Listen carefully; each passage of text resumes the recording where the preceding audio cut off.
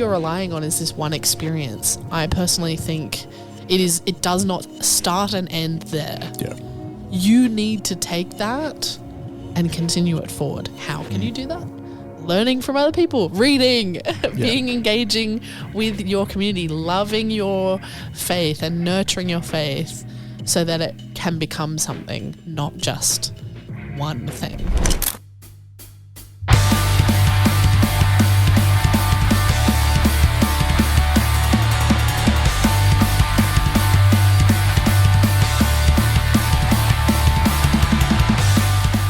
Welcome back to another episode of Filthy Hope. If it's your first time here, welcome. On this show, we spend time in the grey spaces where Jesus, life and culture intersect. As always, I'm your host, Pastor Jonty, and I'm joined by Somerset Drayton, returning guest.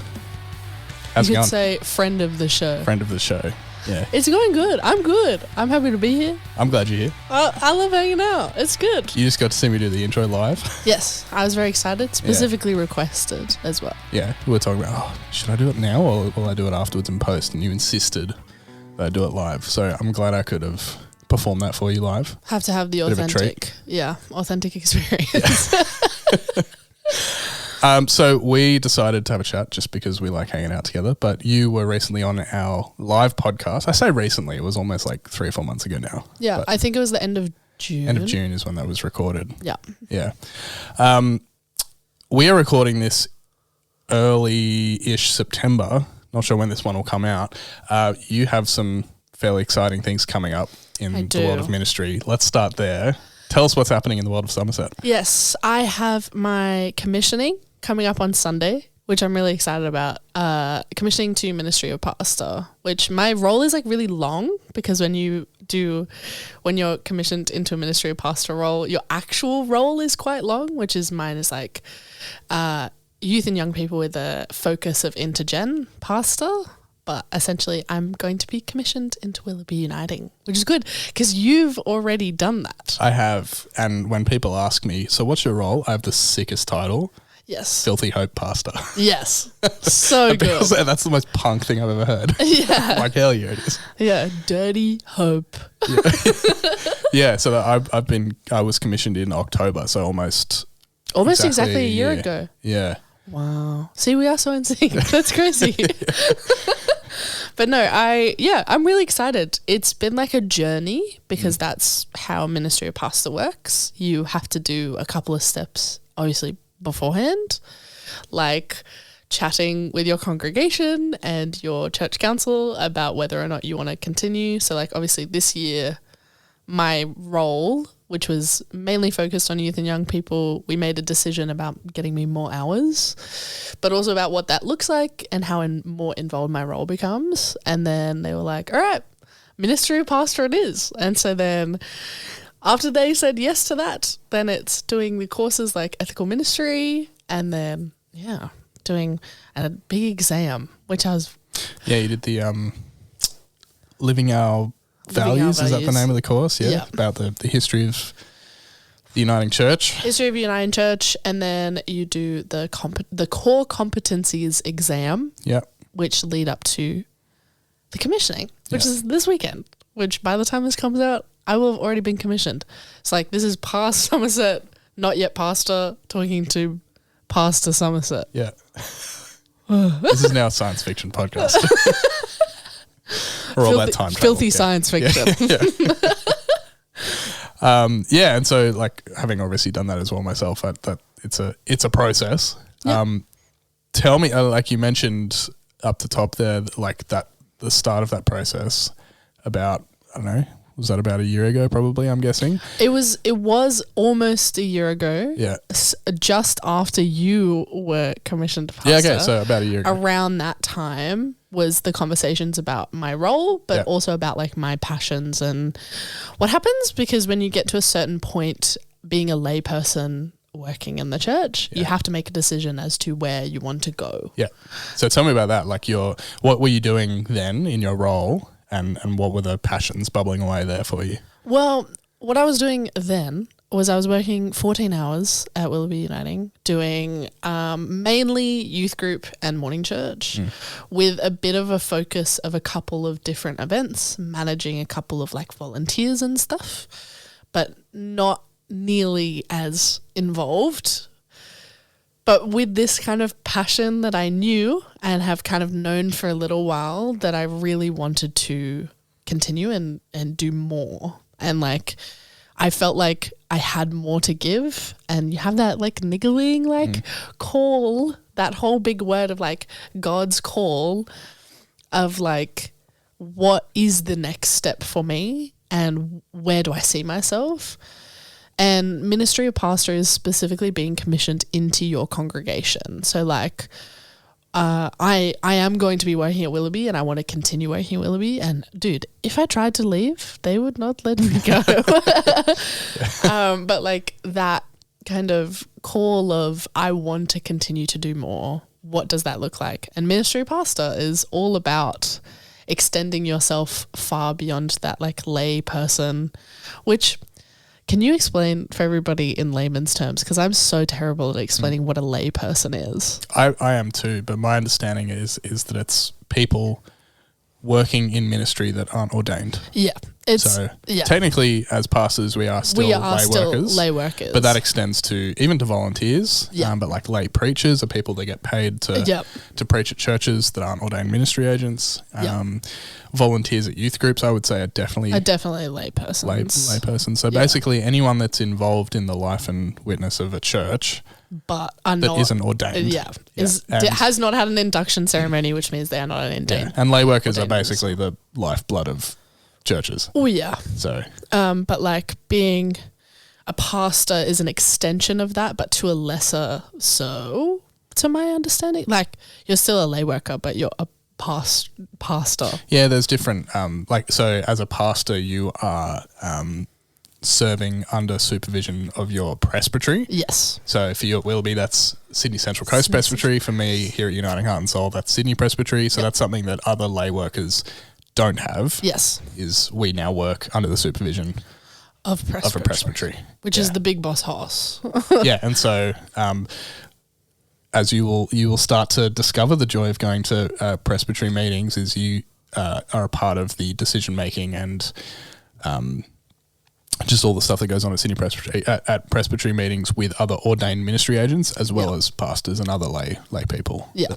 It's a slightly more involved lay worker position, which is exciting and so good. So then a year on almost, your experience of pastorhood, being a pastor. Yeah, pasteurization. I'm now milky. I kind of hesitate with the word pasteurization just because it is so milky. Yeah. It's a milky ass word. It's a milky word.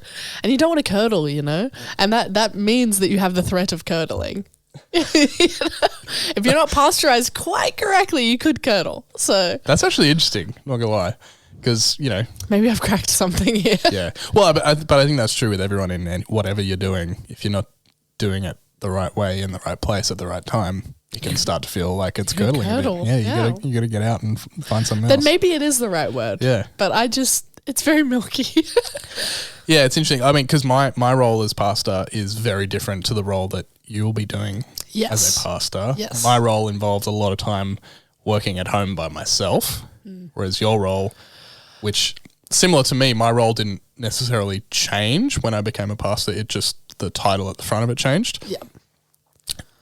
My understanding is you're already doing the work, right? I am, yeah. Which maybe you could tell the listeners a bit about what your day-to-day looks like. Honestly, my day-to-day is very strange. It changes every day. Like every day of the week I'm doing something different. But my main focus is youth and young people at the moment. Like I said, I do a lot of youth group and morning church. I do the kids sermon in the mornings. I organise young adults events, which there are not many at Willoughby at the moment, but we are trying to extend that. I manage a lot of volunteers and a lot of people. My main role at the moment specifically is working with our minister Ingrid in the things that she does. So if Ingrid has a vision, I'm the go person. So I am also involved in things like playgroup. I'm involved in I run art club every 2 weeks, which is intergen focus. I just do a lot of stuff, but my role essentially becoming a pastor, like the role is similar, just with more meetings and supervisor. Yes, and supervision. Yeah, like just a slight add-on to what I'm already doing, which is like a lot, because a lot of people don't talk about, and if those who are curious, working in ministry is really weird. It depends on where you are, but like it is quite possibly the most non-traditional but still corporate job you could have. Yeah. Like we still have to confer to like presbytery or synod or like our congregation or church council. So we still have people that we have bosses, basically. Bosses, multiple bosses, but also you're your own team. And you kind of get to self-direct a lot. Yeah. Like it's really what you're doing. Like a lot of my day is spent me writing out a to-do list and then doing as much as I can in the time I allot for myself. Yeah. But even then my hours are so flexible. Like I do Friday nights, I do Sunday mornings, my days off are Thursdays and Mondays. Like very random. It's a bit weird, but I love it, and I don't think I could do a traditional job. Yeah. Just not me, man. So where does that passion come in for you? Like what, maybe even take me back even further to less than a year ago. Why are you still doing youth ministry? That sounds really accusatory. Why are you still doing youth ministry? Why am I still doing But youth ministry? what's the passion? What's the draw there for you? The passion is the connection and community, which is what fostered me, what solidified me so well into church. Is obviously I grew up in Taramara Uniting, where huge, where we had created such a meticulous community that was a support system, an extension of my own family sort of thing. And being able to have the privilege of giving that to someone else is huge. Like putting the work in and doing the things I do to create that sense of community is really important to me. But also the one-on-one connections I have with people. Like I personally, again, benefited so much from mentoring and leadership, and being able to mentor is really important to me. Like I love the kids I work with, and they constantly give me rewards for what I do. Like it's genuinely so life-giving to be able to know that I am making a feasible difference. They're also so mean to me, but that's because they're 14. But like it's so worth it, because I know that that's them expressing their like love in a sense. But it is just like why I do youth ministry is because it's so fulfilling. For me, it's just like knowing that connection and that community is something I can create. Like, dude, that is amazing, because that's why I am here. And I'm not trying to make ministers, but I am trying to create community, and I hope it's working. They don't really tell me much. They just tell me they don't like me, which I guess. But they keep turning up. But they keep turning up. Exactly. So they say they don't like me, but I think they like me a little bit. Last time we talked to you on the podcast was at the live show, like we said, talking about like what the future of kind of church. But I use the word church loosely because I think a future of church actually doesn't involve the church. Is my own kind of understanding. But like, spending time not working with, but hanging out with youth group kids. What does faith look like for people aged 14, 15? Like we're 26 and 22? We're ancient compared to... Oh, dude. Like I talked about at the panel, I am cringe. And I embrace that. One of my kids recently called me the word chuggy. And I don't even know what that is. I did have to Google that. And that is like low key a slur for old people. Which is quite sad. But you're so old, Summer. I know, dude. I'm 22. I'm practically withering away here. Yeah.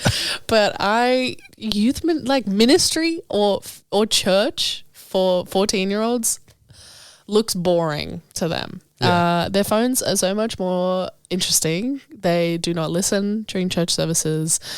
But I am trying, at least with my group, to implement small groups, which is that specific discussion where it is not about what I think. It's about how I want them to think. Because my big thing is when you grow up and your parents bring you to church and you have to go to church, you think what your parents think or you think what the church thinks, and you don't discern any of your own personal belief systems. And that is what creates complacency, and that is what creates people no longer wanting to come to church, but also that they just feel like they have no need because they know everything or they don't care. Like my thinking is the future of church is going to be far more self-directed, but also probably not looking like how it looks right now, because the next generation does not want to be talked at. Like, fully. That's their whole thing, is that they would so much rather discern their own opinions via the information they can find than listen to someone talk to them. Because it creates just, I think, a sense of spite, but also a little bit of like, it's like condescension. Yeah, it's in a way they feel like they have to go against the force that's being taught to them. And so with small groups, I've been trying my hardest to implement this, like, hey, like here's this thing we're talking about. What do you think about that? And you have to tell me, because if I try to tell you, you're not going to care. Yeah. So I think it's going to be so much more discovering it for yourself than it is the traditional church. Yeah. Like I used to be a youth worker as well, but I'm still involved in Friday night youth groups. And like, I think we have to remind ourselves often that like kids aren't stupid. Like, and not only are kids not stupid, but kids have grown up with the internet. They're smarter than me. You don't need to be like, you don't need to tell them anything that they can't just Google in 3 seconds. And so in my experience, the type of like sit down and talk sermon style of like thing for a youth group just doesn't work anymore, unless it's an absolute banger of a sermon, which is hard to come by. Yeah, and it that has to be paired with someone that's like charismatic as hell that can actually hold a crowd. But also, it also has to be a specific length. Like that's totally. What's so tricky is like compacting this information into something that is like bite-sized, not something that needs to be fully chewed on, because they're going to spit that out because they don't care. Yeah. They can Google whatever you're saying, or they can, you know what I mean? Like they have all this information right in front of them all the time. Yeah. I will never be able to compete. Like I'm obsolete, again, chuggy. I'm obsolete in comparison to like this little thing that they can continue to just scroll on and get all this information from TikTok, from Instagram. It doesn't matter whether the news source is reliable. They have that info like right there. Yeah. And so then the question isn't about like, what can we teach these kids? It's more about how can we teach them to think? How can we teach them? How can we influence the thinking or guide and mentor them rather than how can we brainwash them essentially, which I think has been the tradition of church for so long, and that is why there's a specific generation of church that loves that, and it's because they don't want to have to think for themselves. Now this sense of agency with social media and with the onslaught of like the digital age means that these kids don't want to be taught how to think because they think they already know.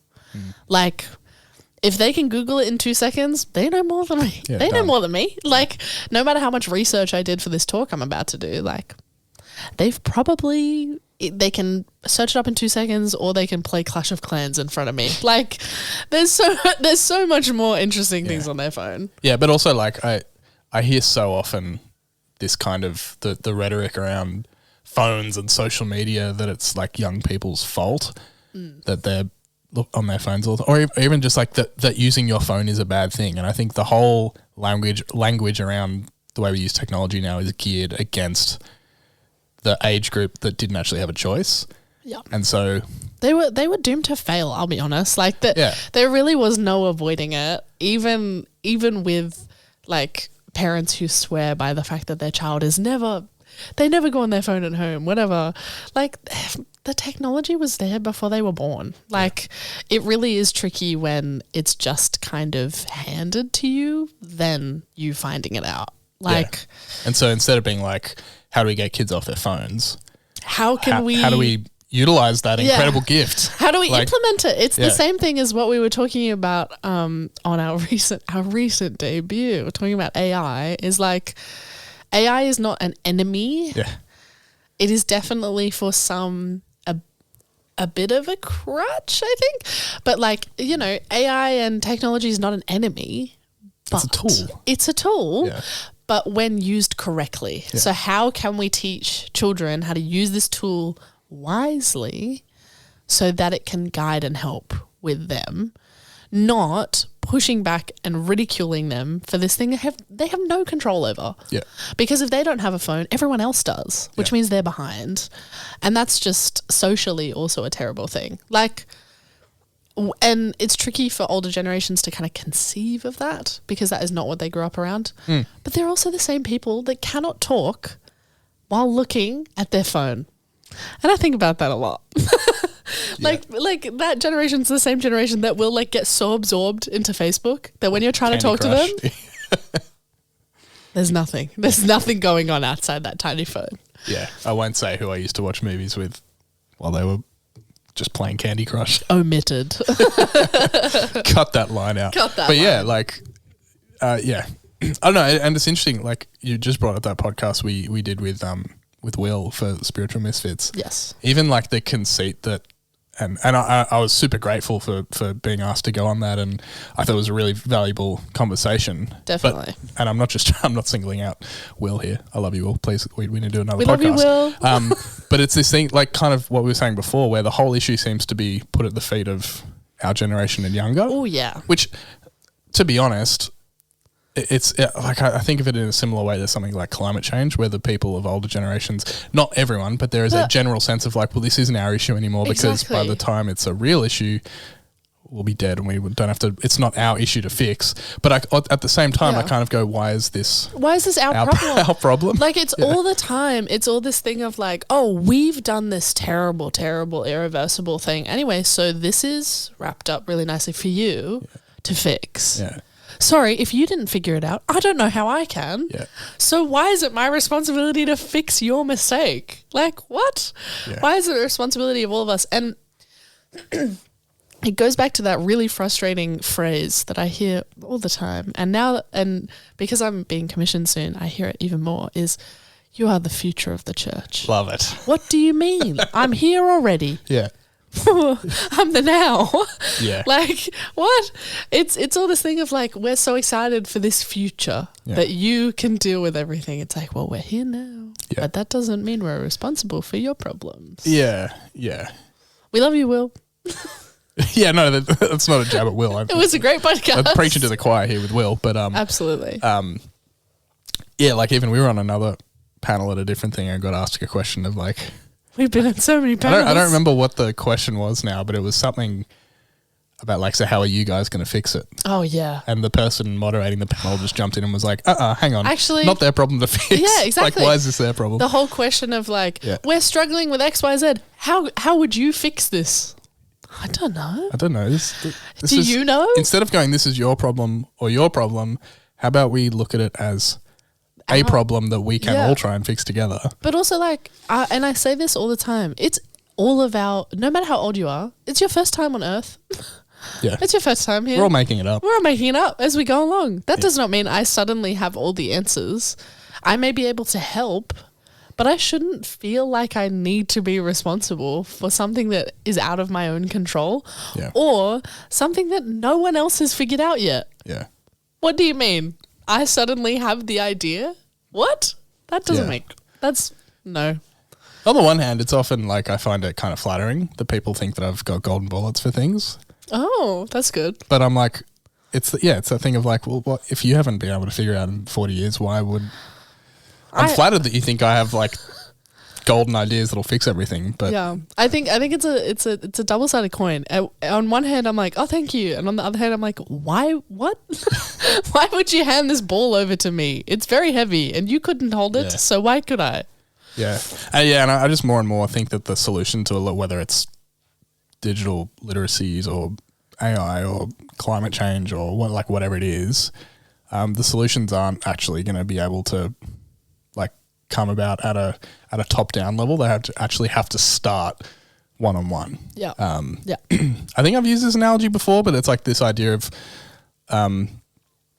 a farmer who like irrigates their property and like completely screws it up, digs a massive dam into the side of a hill and suddenly realizes that he screwed up and it ruined the problem isn't going to, the solution for that isn't going to present itself overnight. Like that's actually going to take years and years and years and years and years of slow, gradual change to fix that problem. And I think, again, I'm not trying to frame AI, for example, as a problem, but it's a thing that we have to reckon with in the immediate future. And the solution isn't just going to drop in our laps. Yeah. And the solution shouldn't be expected to either. Because again, all because there's this like tech generation, that doesn't mean we've fully figured it out yet. It's all developing way faster than anyone can like catch on to. It's a bit like sand falling through our hands a little bit, because it's like no matter how much you try to frantically ask people, what do we do? It's not doing anything. We're just trying to figure it out. I feel like there's still so much legwork for things like that to happen. It's just interesting, I think, that responsibility that gets put on kind of us. But we're always on panels about it together, so that's great. Yeah, I mean, I guess the good thing is that people like us, I mean, we can only speak for the two of us, but like generally speaking, all the other people that we know roughly our age doing the same thing are all up for it. Yeah. Like we're not going like leave us alone. No.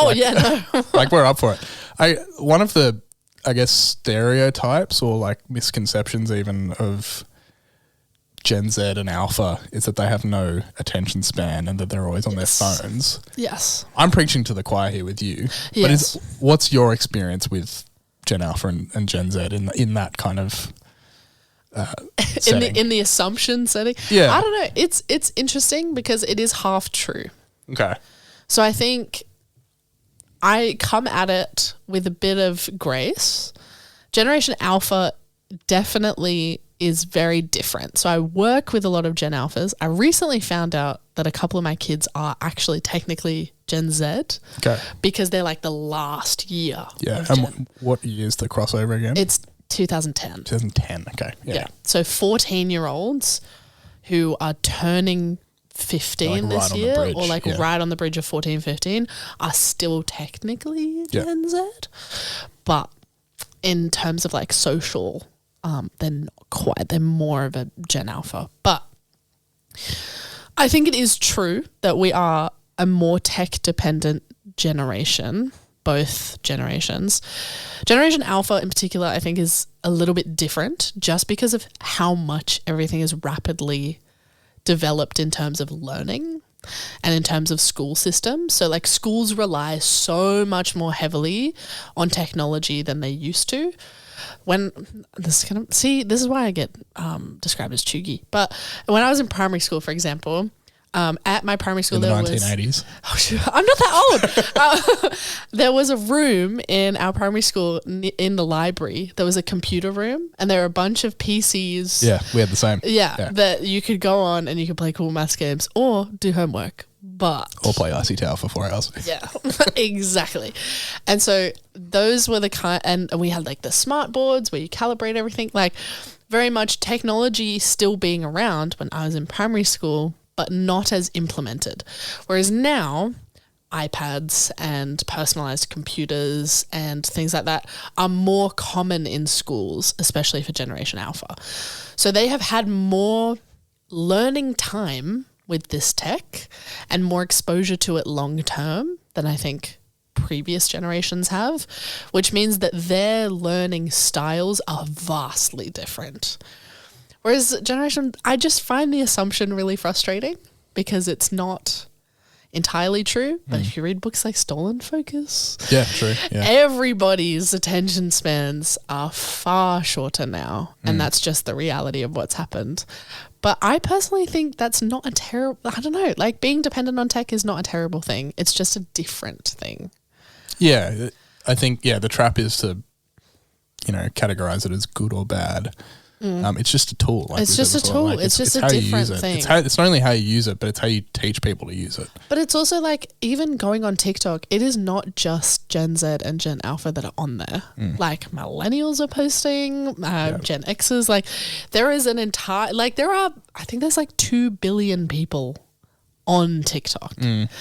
And I think the average, like the amount of videos that gets watched in a day on TikTok on average is 1 billion at least, which is just an insane amount. But as an example, like being tech dependent as a generation is not exclusive to Gen Z and Gen Alpha. Yeah. It is not true that we are just the only two generations. It just means that it's been more kind of involved in in our generations. And it's because they're the people that have parents trying to raise them. Exactly. They're younger, so they're of the age of their parents are trying to raise them and get them through school. And so when you're at that age going through education and exploding like hormonally and socially and physically, like all the things that happen between the age of 12 and 19, which is just like insanity, right?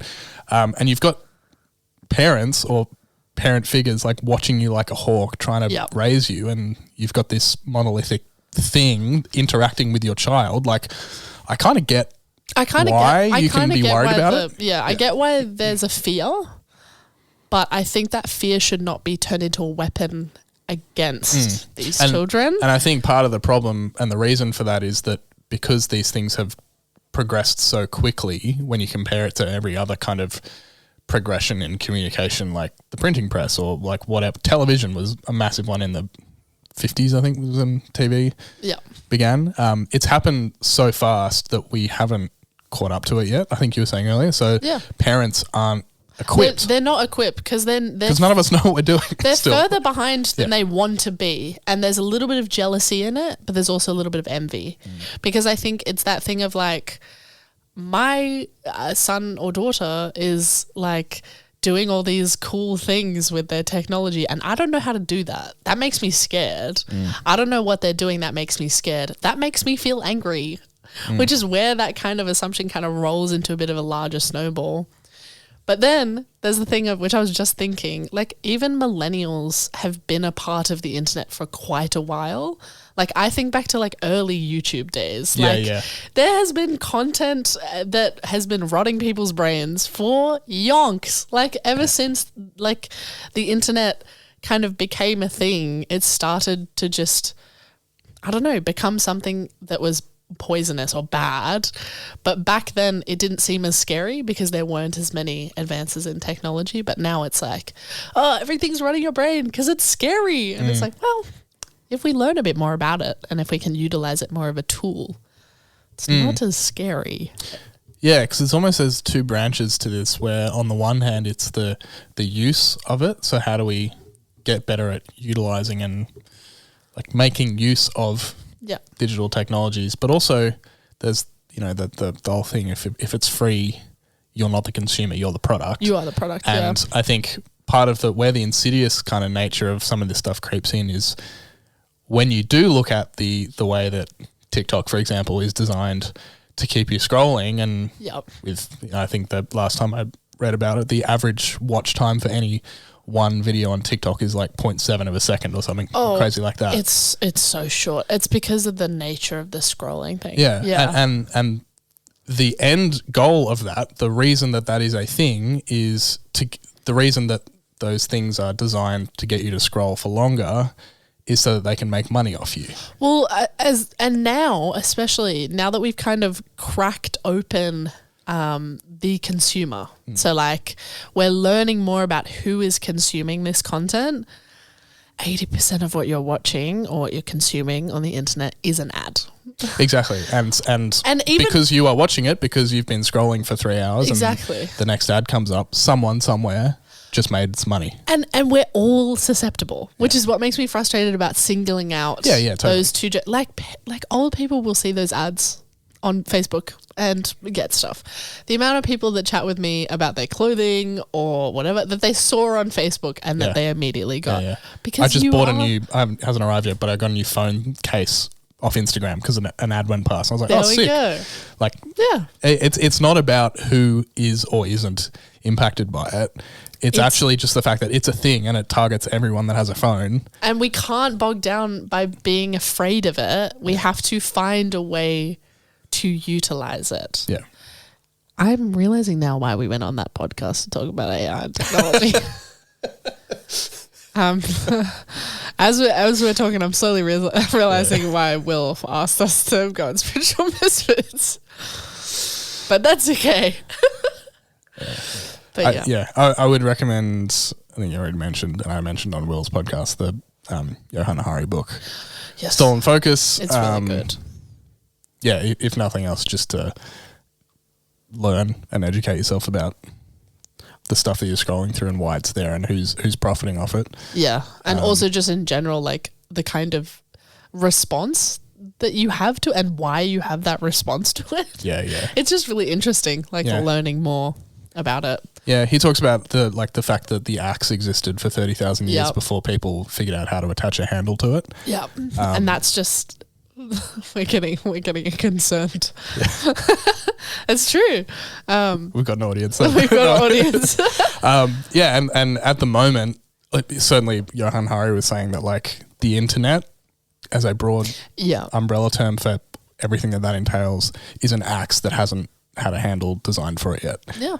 We haven't properly been able to figure it out because we're so young in its creation. Like we're still not figuring it out, and it does not help that there are those big wigs that just continue to develop and there are people making money off it, off the consumers of it before the consumers actually understand how to use it properly. Yeah. Is kind of where it's at the moment. Yeah. Which is a bit scary, but you kind of go, I mean, and again, not to bang on about Johann Hari, but if you're listening, come on the podcast because Johann obviously listens to this podcast. We'd love to have you on. He talks about that court case in Australia with the paint that had lead in it. Yes. That led to reform that means that you can't put lead in paint anymore. The solution wasn't to ban paint. The solution was to ban the lead in the paint. It was to evolve rather than attack.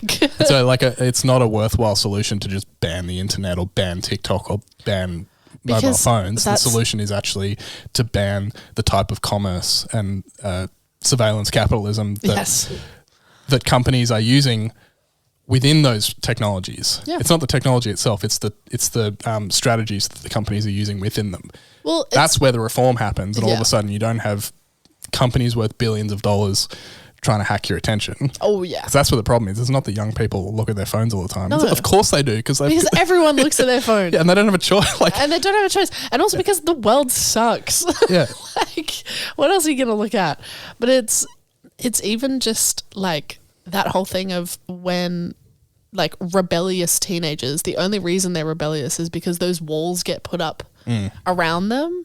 Then you find ways to escape the room. Like putting more restrictions on something that should not have restrictions on it like that means that other ways get made. It reminds me a little bit of like the difference in drinking culture in somewhere like Australia, for example, where it's illegal until you're 18 versus a lot of European countries where, of course, in Australia, if you're a 15 or 16-year-old and you're being told this is bad, do not do it, and all of a sudden you're at a party and there's booze there, you're gonna kick your way out of that box. Yeah, you are. Yeah. And then it's going to be it has potential to be harmful later in life because your attitude around the thing has been shaped by you being told not to do it. Because the limitations that get put on it mean you want to continue to push the limitation.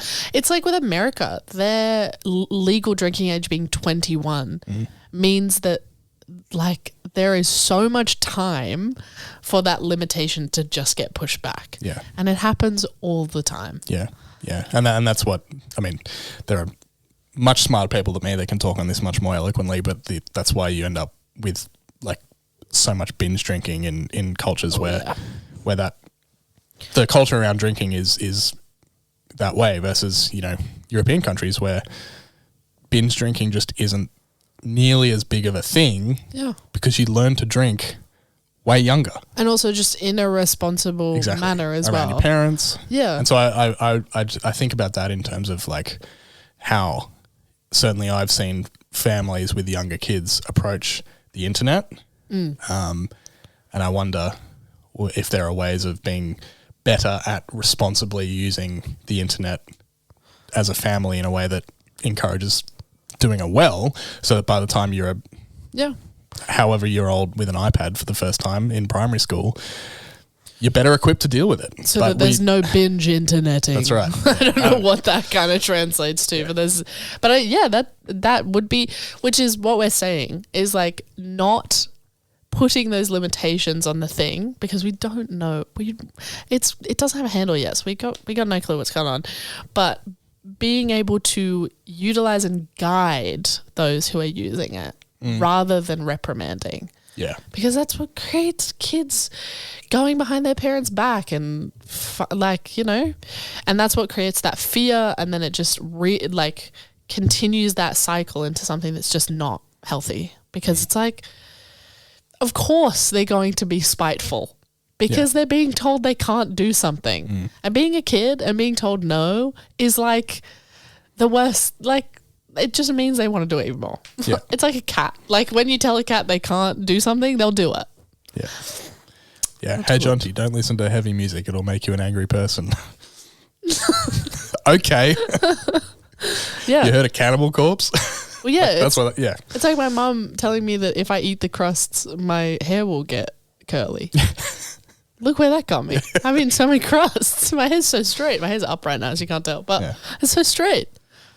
I'm going to do it anyway. Yeah. It doesn't matter what the limitation is. Yeah. I'm going to try and push. Yeah.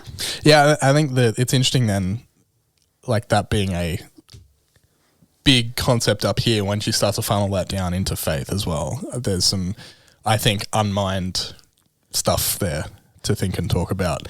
Like, how do you even begin? I mean, you're on the front lines of this, as am I at the moment, but in terms of how do you even begin to have meaningful faith-based conversations with people in that context? Like, well, it's the fact that, especially in a church context, post-COVID, we are adapting how church looks in a technology space, which is a good thing and a bad thing. There's always two sides. Yeah. Because I heavily reinforce that, again, technology is not a bad thing. There is some good, but if it is used badly, that's where it gets out of control. Yeah, so, for example, like post-COVID, live streaming made church super accessible to everyone. People who cannot attend church are able to access live streams, and a lot of churches continue live streaming despite whether or not they need it, which is awesome, because then it becomes a resource that can be reused or can be accessed by people who are all over the world, which is awesome.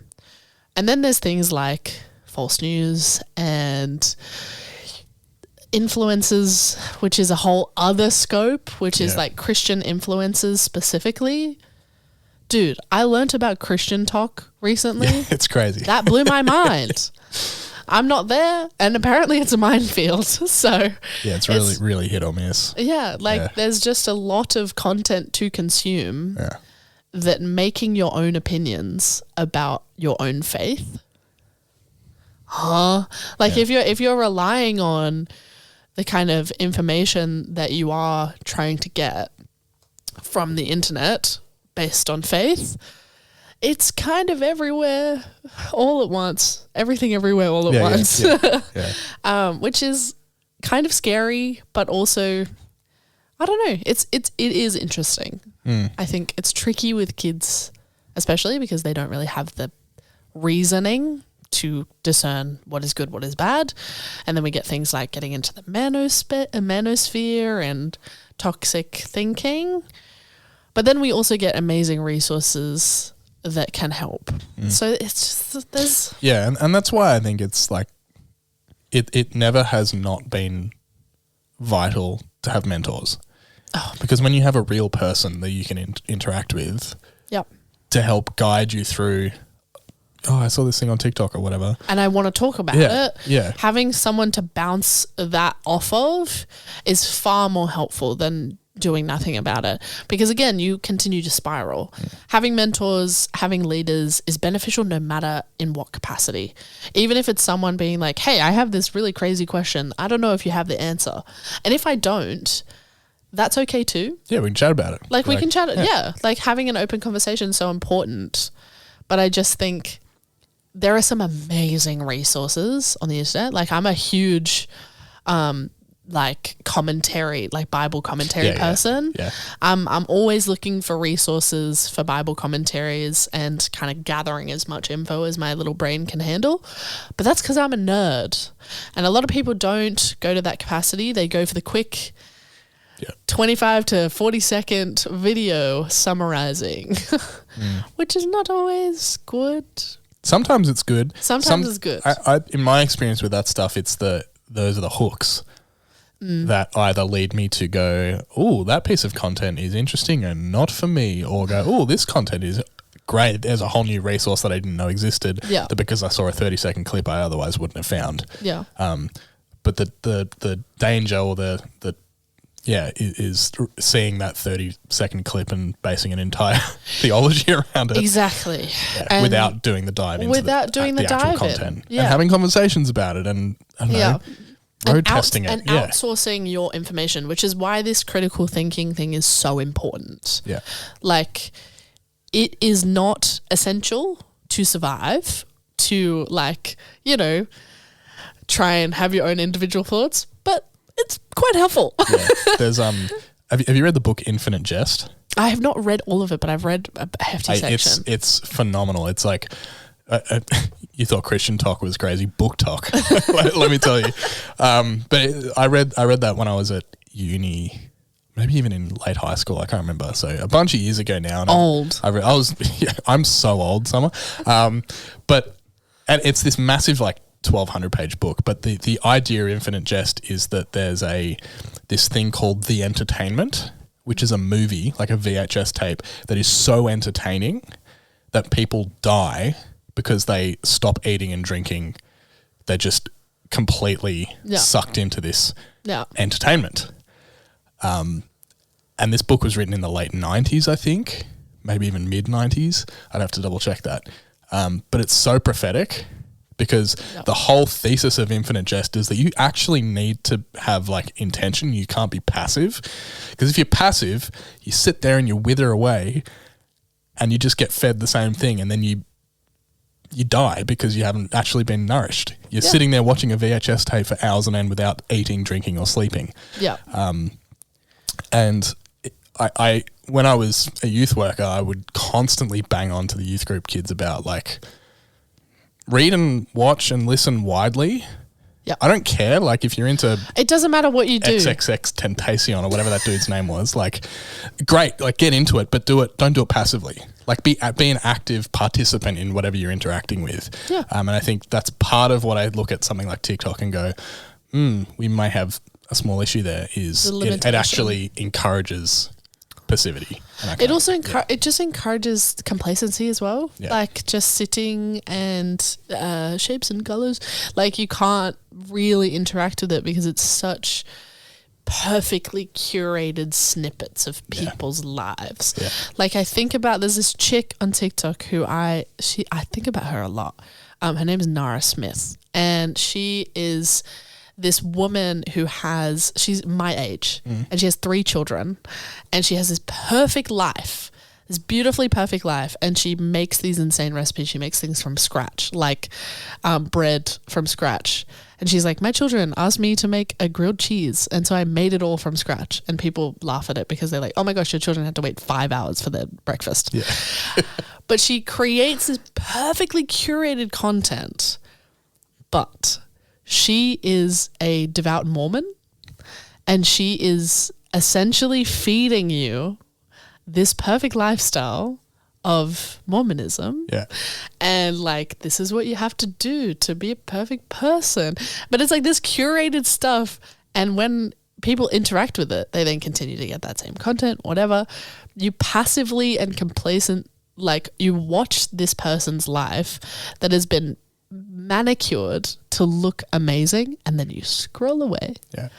And you either never see that person again, or you continue to see them because you interact with them. And you're like, oh, great, I can go about my day now. Like, you're not actually fully involving yourself in that content. I totally agree with you. Like, as we know, which was mentioned on the live show, I'm a big Supernatural fan, and I consume a lot of Supernatural. I do a lot of things about Supernatural. I love hard when I love media. Like, I love go deep on it. I go deep. I love to engage in media because it's something that really fills me, and it's something that, like, I genuinely feel like I learn a lot. That's why I read a lot of things, but also I love movies. I love watching movies because I love to love media.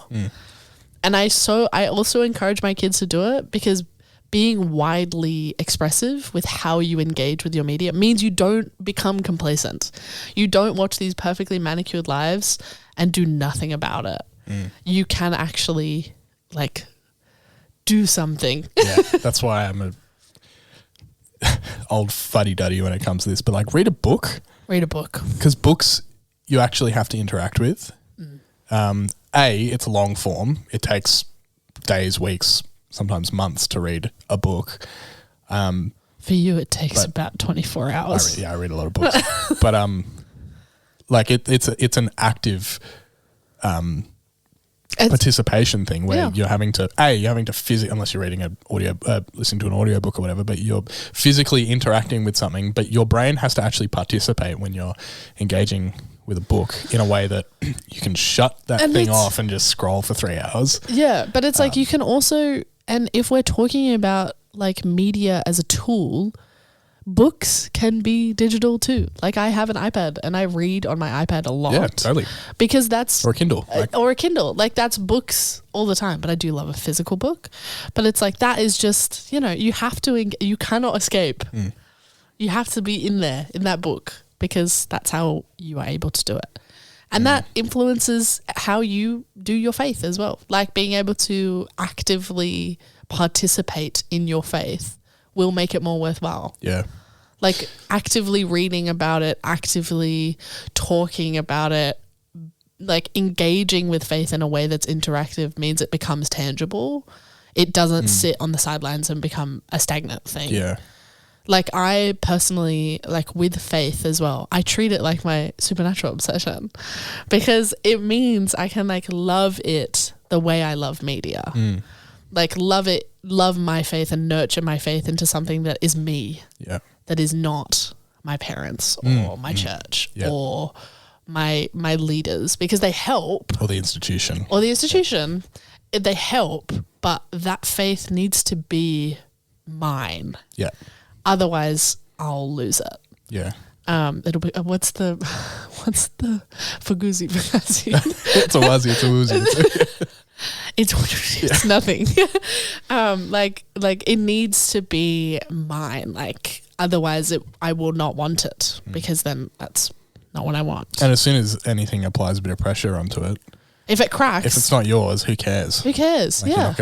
It's not gonna withstand anything. Exactly. I think that there's, like, a certain type of, like, I guess almost brand of Christianity that I encountered a fair bit as a teenager that now, in retrospect, I'm glad I did, because it taught me what I don't want to be a part of. Yeah. But it's this almost brand of Christianity that is very black and white, very, here's a thing in the Bible, I'll preach on it for 40 minutes and here's how you act as a result. Yeah.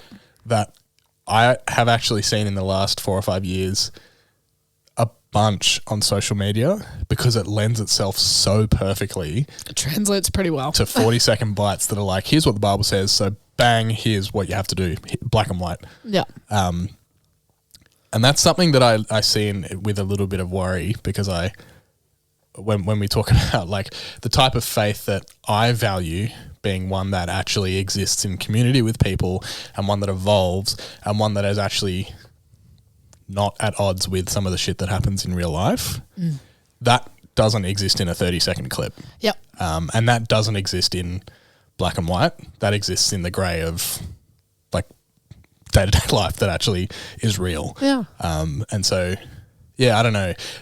It's not like we have to fight against this or anything. That's way too dramatic. But it's more like that is when we look at, particularly with like working with young people in youth groups or whatever. Yeah. That is the stuff that they likely will find online.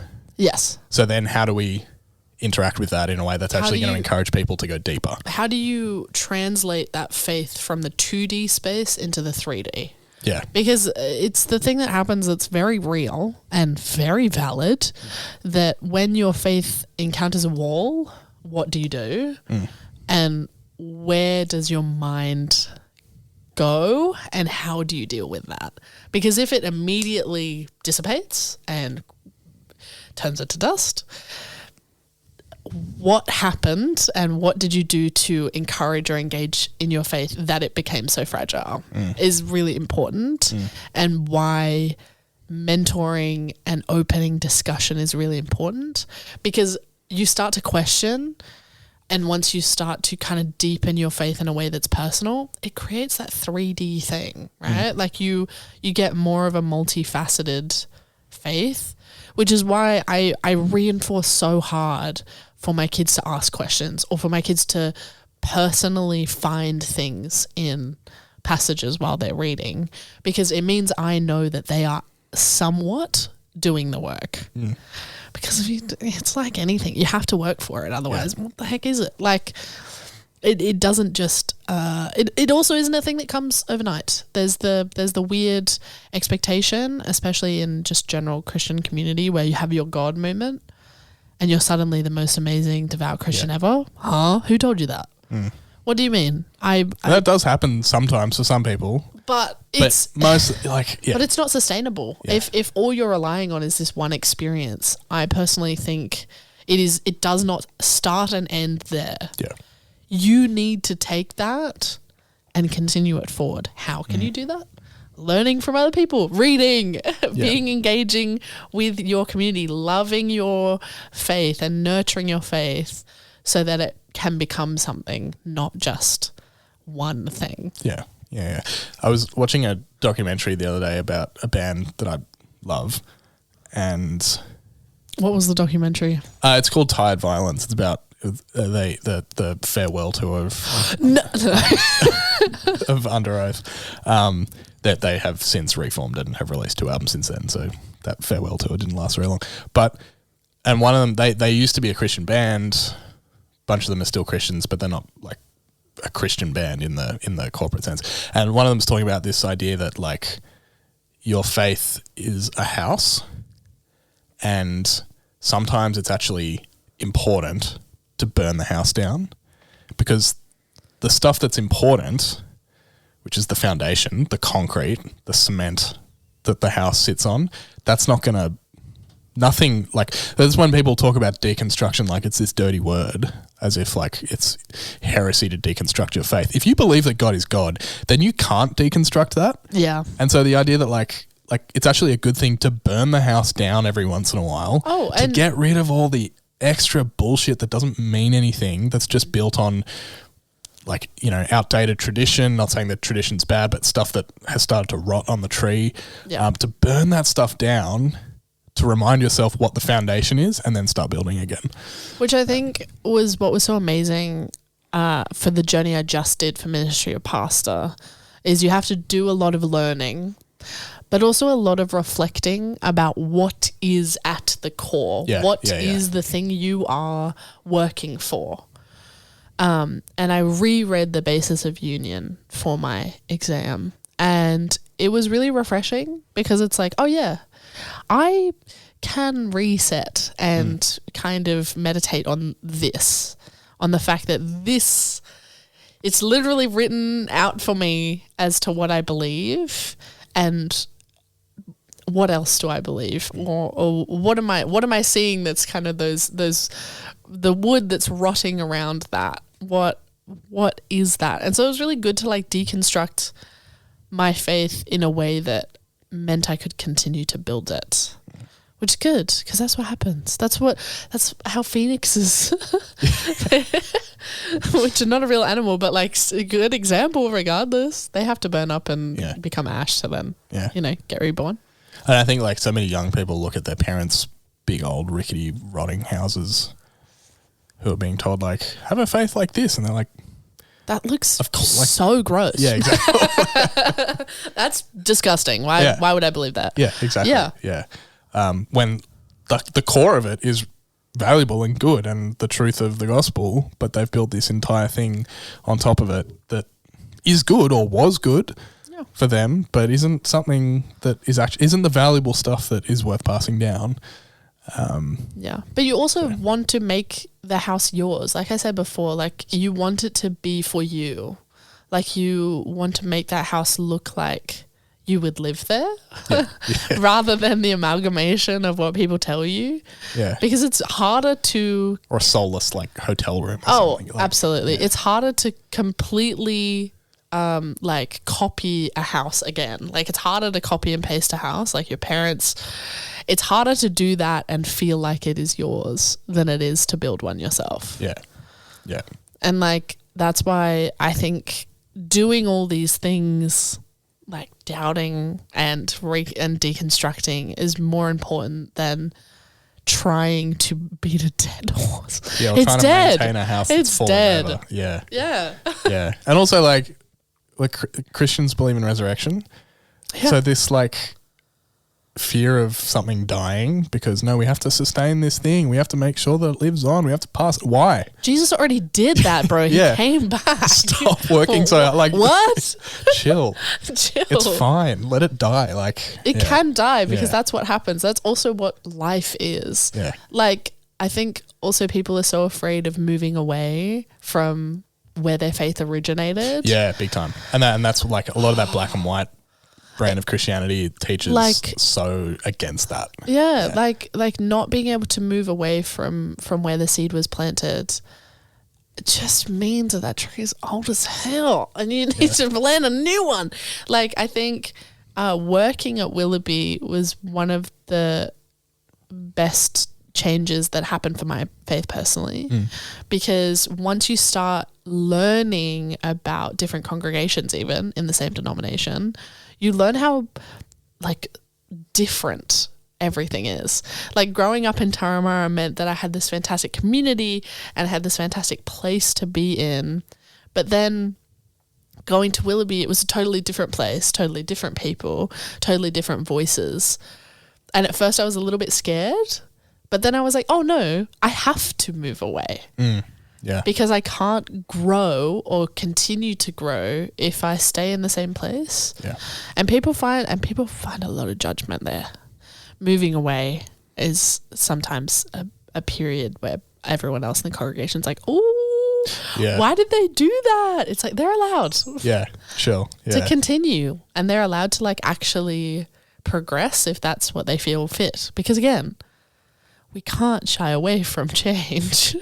I know it's hard to believe, but it really is one of the most important things, especially in a faith-based context. Yeah. The camera shut off, which probably means that it's a good time to wrap this thing up. And does that mean that we're only audio right now? We are now only audio. What a treat for the viewers. Absolutely. Well, I know this is coming out after your commissioning, but good luck.